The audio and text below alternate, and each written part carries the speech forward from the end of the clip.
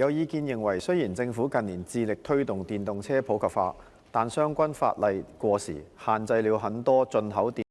動私家車配備的部分功能在港使用。這不但削弱了電動車可以發揮的最大效能及為駕駛者帶來的便利，更可能會降低市民轉用電動車的意欲，窒礙電動車普及使用的進程。就此，政府可否告知本會：一、有否研究及統整現時進口香港的電動車中有哪些配備的功能被限制在港使用？若有，按電動車牌子列出被限制的使用的各項功能和涉及的法例。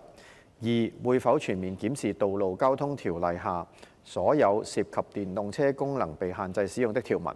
並研究逐步放寬相關限制的可能性，以及就修訂相關法例制定具體時間表？及三、